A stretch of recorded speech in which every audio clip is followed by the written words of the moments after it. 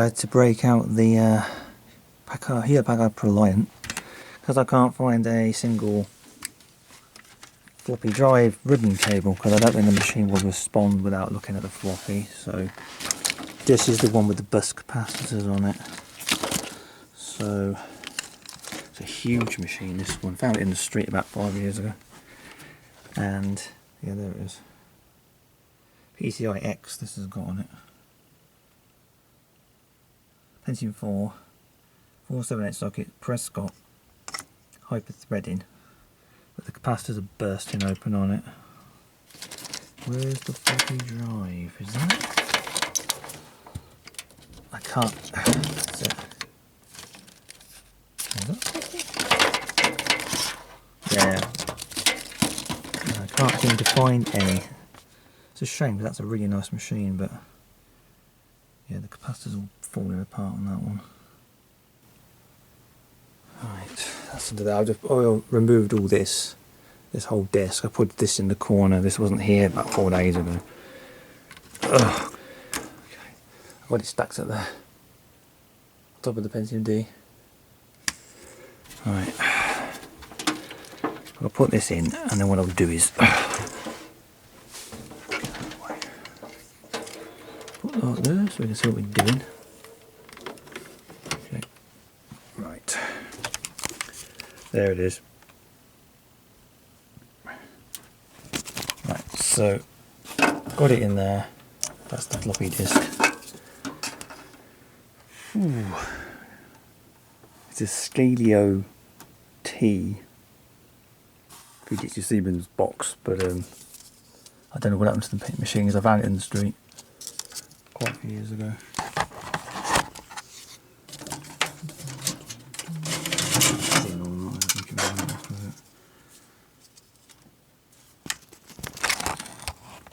This video is everywhere.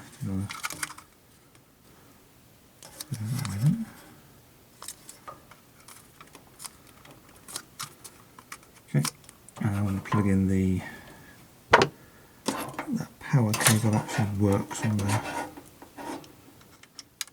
Okay. Right, I think I'm ready to plug this thing in. That's on. Power cable. Where is the power cable? It's down here. Right, now plug the bloody thing into the actual main board there, which I forgot to do, like an idiot.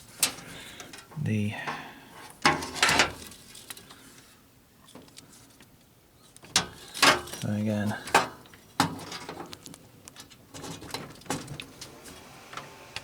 Okay, on. It's working,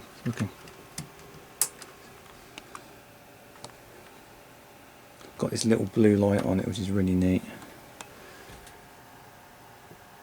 I do believe it works. It's counting the memory. This has been on about maybe 2 years, almost 2 years. It's about 360 something meg, so it's quite big for Windows 98. How much memory we got here? 384. Bloody hell. Doesn't, yeah, the battery was flat. I changed the battery over, so the CMOS is going to be flat as a pancake. There we are. I think it's working. Yeah, she's alive. She lives. Okay. Pentium 3. I had to reattach that, so the original clip was missing. I don't bloody come off. I really hope it doesn't. It seems to be working really well. I think the Intel processors do a thing where if it gets hot, it instantly turns it off. So if there's anything wrong with that, it will turn it off. It'll just keep switching it off if it thinks it's too hot. Okay. There's the on switch. Can I turn it off? I think I've got the on button switch wrong way round or something. I don't know where that goes, which one it is. It says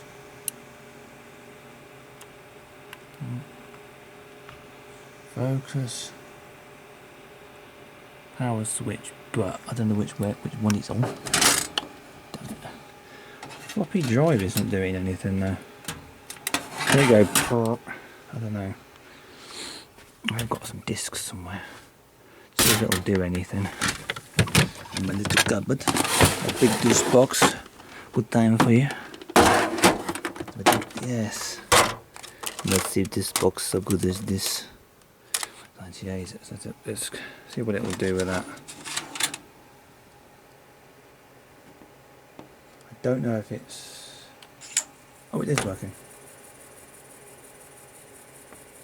Probably plainly can't read it. No, we didn't like that. No, I don't think that's not quite good enough, you know. It's a lot of bother. My disc box, you know. I love these discs. Love these discs, you know. Some of these are bloody ancient. Well, I'd say the floppy disk is functional because it just does that. But sometimes you put, if you do something on Windows XP and do a floppy disk on XP and put it into the 2098 machine, it doesn't like it. So that's not unheard of. But it's working, and it's just touching it, thinking, okay. These are not plugged in, so yeah, I think that's working all right. It's not. A little bit like, what if this comes off? I found my pin-out diagram I drew for this machine, must be 5 or 6 years ago, where the switch is. So it says, as viewed from this side, memory is here, that's the edge. So it's two there, and then it's 3 and 4 at the back. 3 and 4 at the back. I've got it at the front. Can't see that, but it's at the front there. This power switch is red. Is it at the back there? I can't even see that.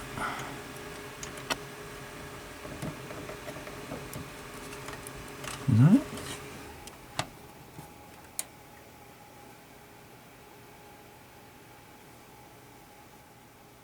Nope, it's not doing it. Could be back to front then. Is it even in? Right. I think it might be back to front. Just say power switch on it. Let's do it that way around, and maybe I've got... Oh man, this is fun doing it when you've got... No, that's not even the right one, is it? Fanny about with these, damn.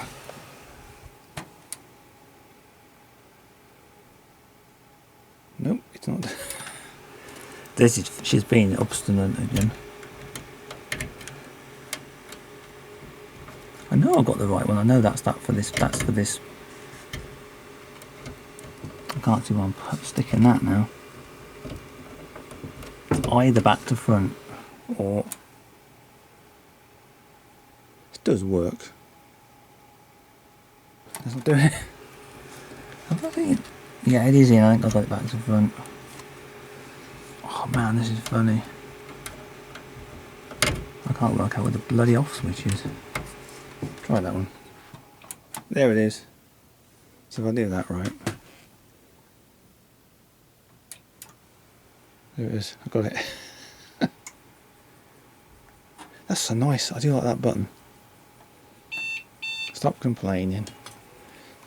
Pentium 4, ignore that. Pentium 3. Copper mine. This is saying it's an HT. That's got to be Prescott then. This would have had originally this box. And then Windows XP, which again, this is the. I'm going to put 98 second edition on it, and then I'm going to put 2000 on a dual boot because it's 160 gigs, so it should be big enough. Yeah, it's big enough for that. I'll hook these up, and what I'll do is, let's look at it's checking that out. Yeah, and I'll put the bays back in.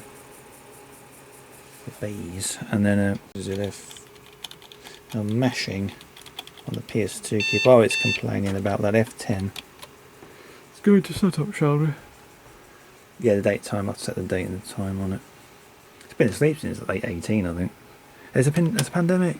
You wouldn't believe it. information. There it is.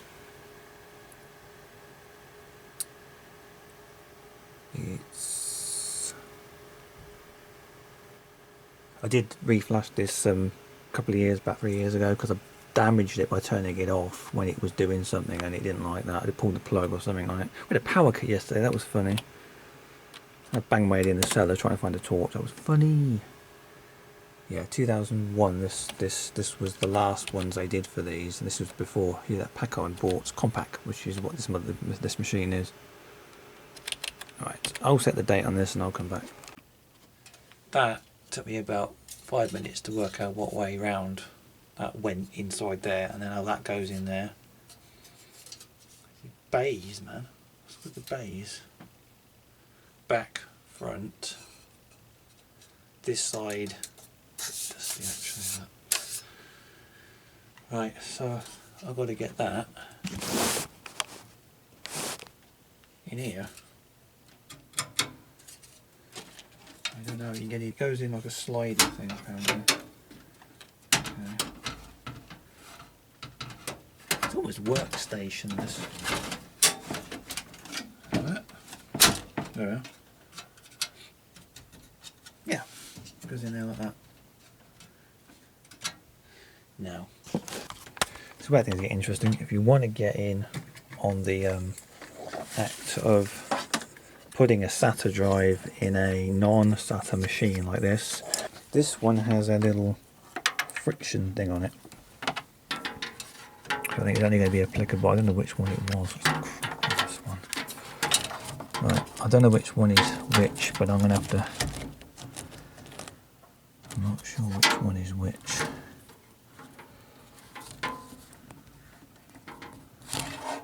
I don't like these because they can snap off by accident. Okay, and then that goes into the back of the. Goes down. That's got to go up, then, isn't it? Actually, I'm wondering if it's better the other way around, because I don't know. Doesn't really matter, I suppose. I'm just going to stuff that in there.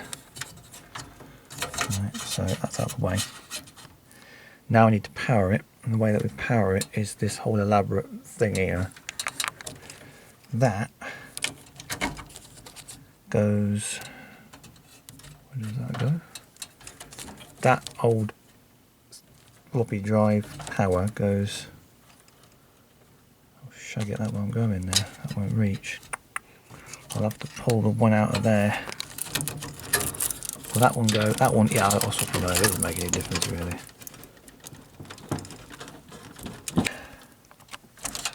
Because it needs its own power supply, it doesn't take it from the motherboard. This is a little solution that worked quite well. This bloody connector is a little bit bent out of shape, this bit here. Okay. Very gentle. There we are. A little bit bent out of shape. Or alignment. Right, and then the other one can go, which wouldn't stretch. It's a bloody mess, this is.